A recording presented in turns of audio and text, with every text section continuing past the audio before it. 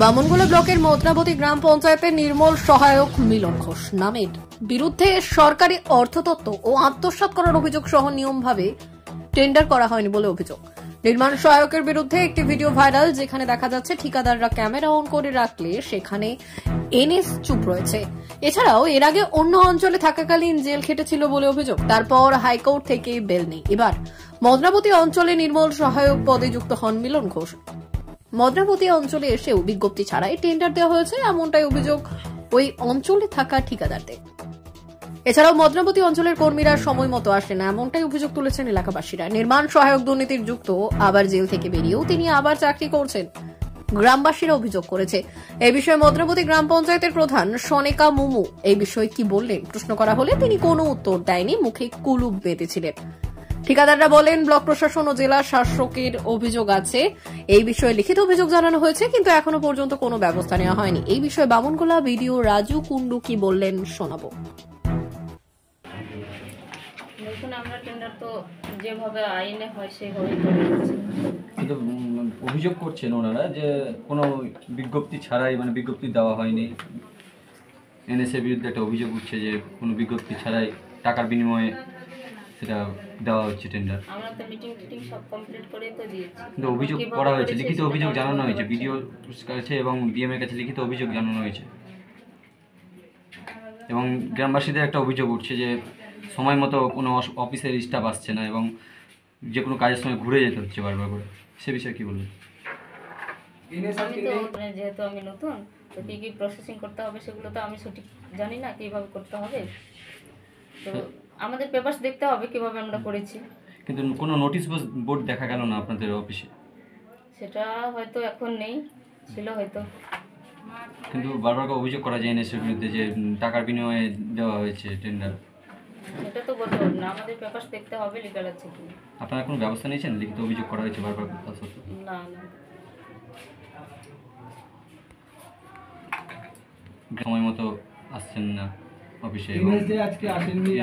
এনএসের বিরুদ্ধে অভিযোগ করছে, এনএস আসছে না। এবং এনএসের বিরুদ্ধে একটা অভিযোগ রয়েছে যে এর আগে দুর্নীতির ঘটনায় জামিন পেয়ে আবার নতুন করে অঞ্চলে জয়েন করেছে। সে বিষয়ে কী বলবেন? না আমি তো সঠিক জানি না আগে বার কি করেছে না করেছে, এই তো আমি 3-4 মাস হয়ে গেল, এখন আমি সঠিক বলতে পারবো না কীরকম কী ব্যবস্থা নেওয়া হবে।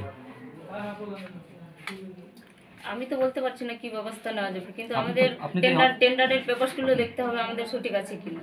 হ্যাঁ, কিন্তু টেন্ডার বোর্ডে কোনো মানে টাঙানো হয়নি, বিজ্ঞপ্তি দেওয়া হয়নি, কোথাও বিজ্ঞপ্তি নেই। এটাই একটা অভিযোগ করছে বারবার করে।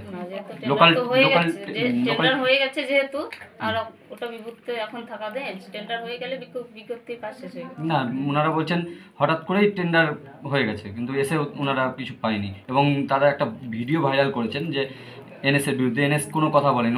এনএসকে জিজ্ঞাসা করা হলে যে কোনো টেন্ডার দেওয়া হয়েছে, কিন্তু এনএস কোনো কথা বলেনি। এরকম একটা ভিডিও ভাইরাল হয়েছে ফেসবুকে। কী বলবেন? নোটিশ বোর্ডটা আমরা দেখতে চাই গ্রাম পঞ্চায়েত অফিসে। কোথায় আছে নোটিশ বোর্ডটা? কী বলবেন? ওখানেই আছে। দেখুন, আমি আগে বলছি, এখনো বলছি, আমাদের পেপারস দেখবেন আমরা লিগাল করেছি কিনা। একটা অভিযোগ করছে যে নোটিশ বোর্ড নেই এবং টেন্ডারের দুর্নীতি হয়েছে, কোনো ব্যবস্থা নেওয়া হয়নি। এখানকার এজেন্সি আমরা কিছুই জানতে পারলাম না, কবে টেন্ডার হলো। আমি ম্যাডামের সামনে বলছি, এনআইটির কপি ম্যাডামের কাছে চেয়েছি, পাইনি। কী বলবেন এই বিষয়ে?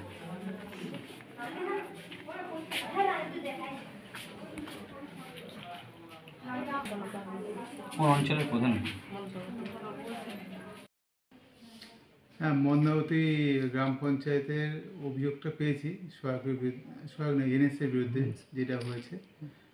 আর ওটা আমরা প্রাইমারি যে তদন্ত করে দেখেছি সেটা হচ্ছে যে আপনার টেন্ডার সংক্রান্ত অভিযোগ। সেটা প্রাইমারি কাগজপত্রগুলো আমাদের অফিসে জমা দেওয়া বা যেখানে যেখানে নোটিশগুলো দেওয়ার অফিসিয়ালি নোটিশগুলো দিয়েছে। আর আপনার ওখানে যে বিরোধী দলের নেতা তারও সই আছে ওখানে।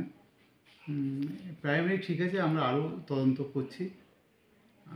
কিছু রিপোর্ট পেলে সেটা আমরা জেলাতে জানাবো। কোনো এছাড়াও অফিসে কর্মীরা সঠিক সময়ে আসছে না, এরকম একটা অভিযোগ হচ্ছে। বোর্ড লাগানোর বিষয়টা বোর্ডে দিয়েছি কিনা তো আমি এখান থেকে বলতে পারছি না, কিন্তু অফিসিয়াল প্রসেসগুলো বাদ বাকি যেখানে যেখানে দেওয়া সেখানে সেখানে ও দিয়েছে।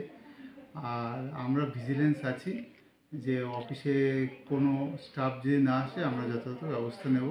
প্রধান সাহেবকেও বলেছি যে আমার অফিসে কেউ না আসলে আমাদেরকে জানাতে।